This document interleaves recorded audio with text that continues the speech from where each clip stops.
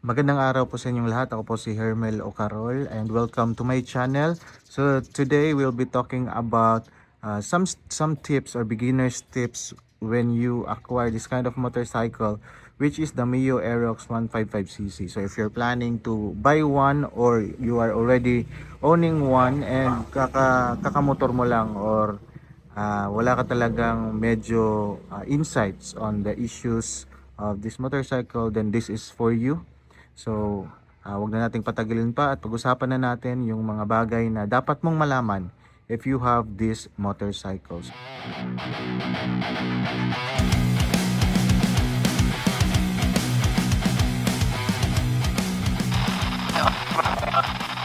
So first is its feature, which is the Yamaha Connect. So the Yamaha Connect is a feature in this motorcycle na ma-monitor mo yung takbo, yung mga need na palitan dito sa motor or mga maintenance man, change oil, yung mga trips mo makikita mo sa Yamaha Connect app, which is downloadable sa Apple Store and as well as sa Google Play.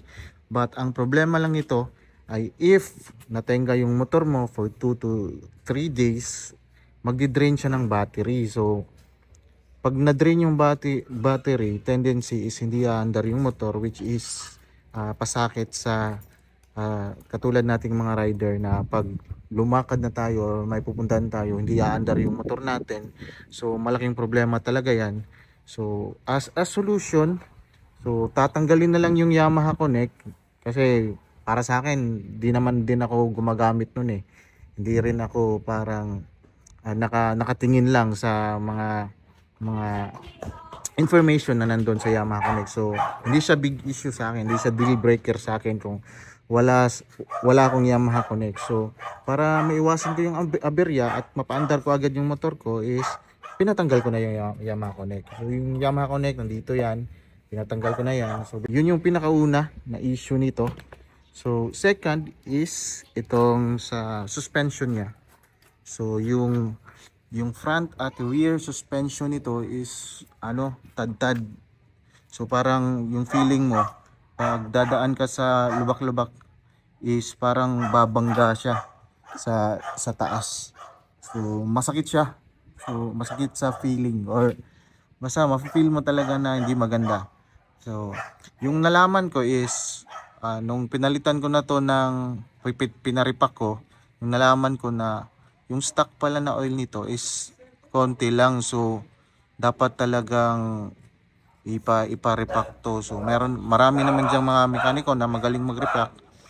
Choice nyo na rin yon kung saan kayo magpapa-repack. It's around I think 800 to 1K yung pagpapa-repack nito. So gusto mong goods yung feels or yung play ng rear nung front shock mo is ipa-repack mo na agad. So sa rear shock naman niya, hindi na to stock, no, pinalitan ko na to because we weigh like ako 82 kilograms, tapos yung OBR ko is around 55 kilograms. So medyo masakit sa puwet yung stock na shock nito.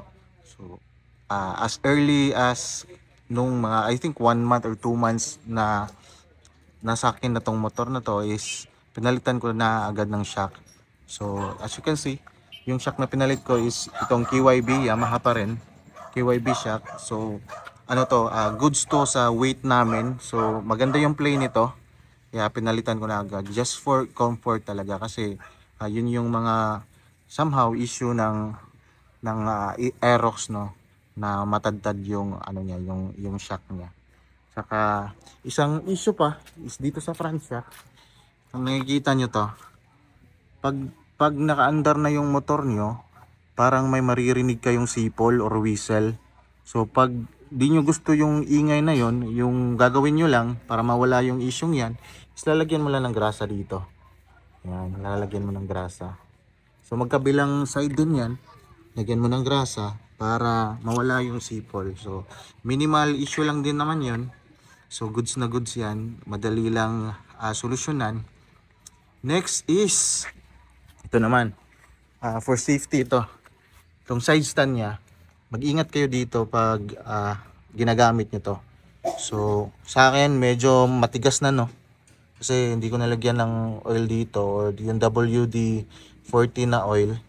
So ayan, dapat nyo talagang, if nakikita nyo to, pag may space dyan, dapat nyo talaga niyang move forward para hindi siya umatras, ganyan. So pag ganyan, aatras to, so may posibilidad na ma sumemplang yung ano mo, yung motor mo. So forward mo talaga yan for safety, make sure na naka forward yan. Yung iba namang mga riders, as remedy, tinatabasan nila dito to para mag forward talaga, para hindi siya magano, hindi siya umatras at matumba yung ano mo, yung motor mo. So minimal lang din tong isyong to, for your ano lang, for your safety lang. Dapat mo lang talagang isaalang-alang tong side stand niya, kasi marami ng riders na natumba dito.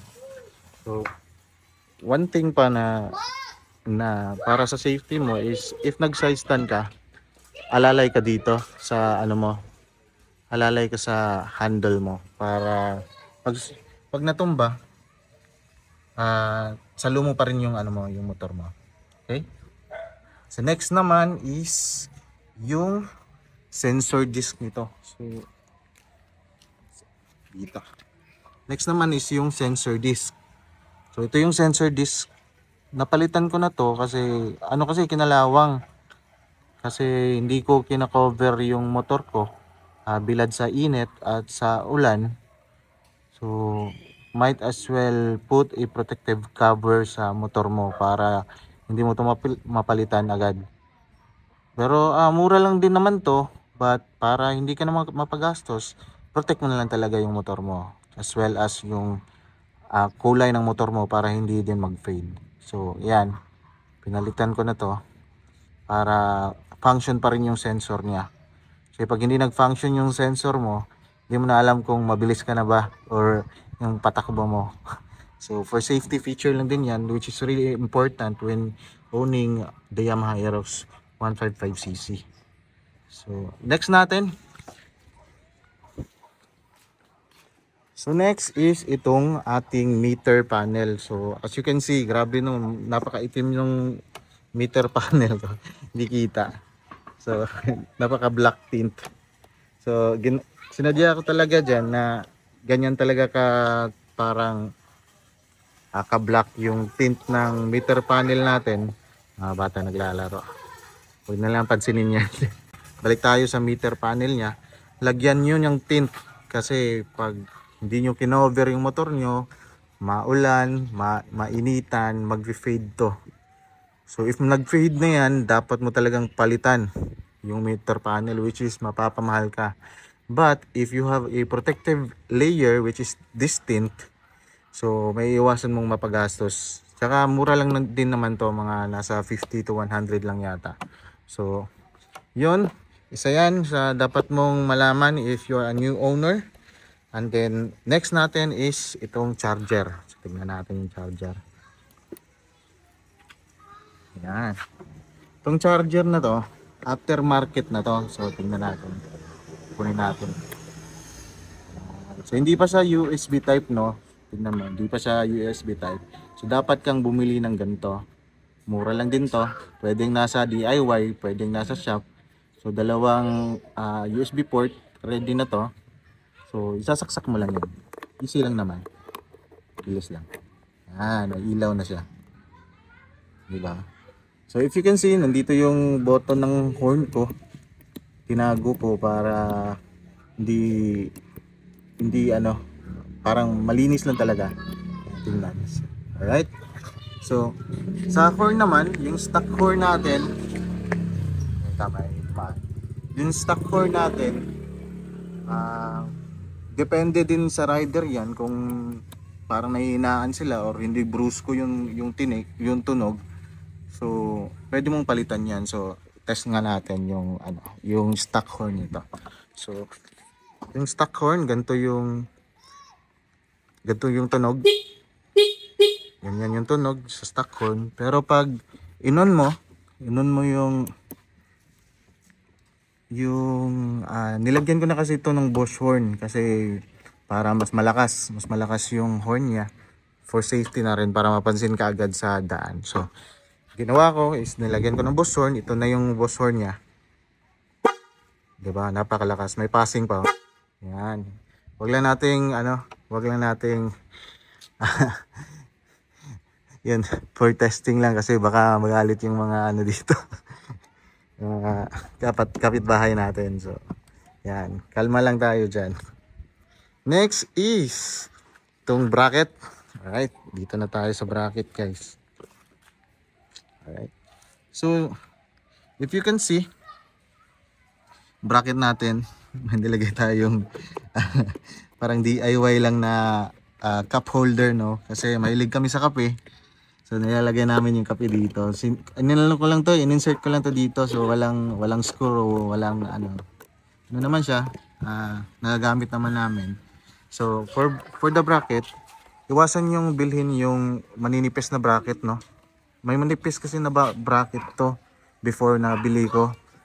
Tas nung kinargahan ko ng mga weights, mga dumbbell, na siya, parang na-deform or na tawag dito.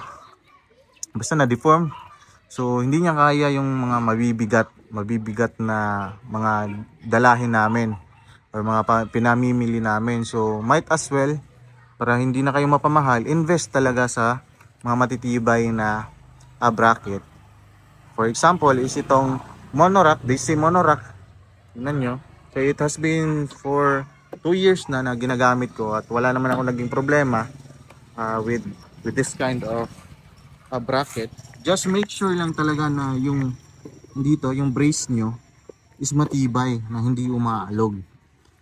Kasi yung una ko kasi nilagay na bracket dito, yung mga maninipis, siya, parang na-stuck yung tornilyo niya dito. So nag-worry ako baka hindi ko na magamit. Buti na lang sa mekaniko, nagawa niya ng paraan, pinatarget ko, pinakuha ko yung tornilyo, tapos in-improvise nila para hindi talaga umalog, para mas maging matibay talaga yung bracket. So as tip para sa inyo, wag na kayong bumili ng mga mumurahing bracket kasi magagamit nyo naman yan, saka for safety rin din naman. So yan. Next is itong brake lever natin. So ang brake lever natin sa kakagamit natin sa motor natin, atras kasi yan, parang aabot dito. So ewan ko ba kung kung komportable ba kayo doon. Sa akin kasi hindi ako komportable. So pwede natin i-adjust yan. Drum brake kasi itong natin, yung rear brake natin. So pwede natin i-adjust dito yan. Dito. So ikaw na bahala kung saan ka komportable sa pagpiga ng brake lever mo. So dyan lang. So easy lang, easy tips lang naman yan. So ayun guys, if you have more questions about what you should know in owning a Yamaha Mio Aerox 155cc, may nakatambay pang pusa dyan, no?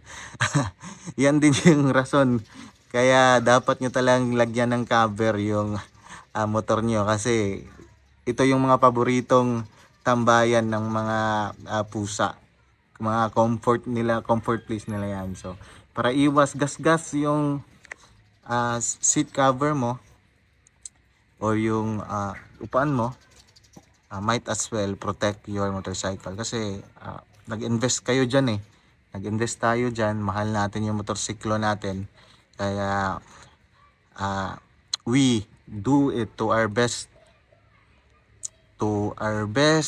effort na maprotektahan yung motor natin. So next vlog is ipapakita ko sa inyo yung mga nabili natin, no, for accessories dito sa ating motorsiklo, at pati na rin yung mga bagay na napalitan natin, kasi itong si Sonic natin, Sonic ka pala yung pangalan ng motor natin, no? Si Sonic natin has been with us for 2 years now. So might as well update you on the things that I've experienced throughout those 2 years, and what are the things na pinalitan natin. Thank you very much, guys. This has been Hermel Ocarol. Always remember that you are the head and not the tail, and everywhere you go, be a channel of blessing to everyone, and God bless you, and ride safe.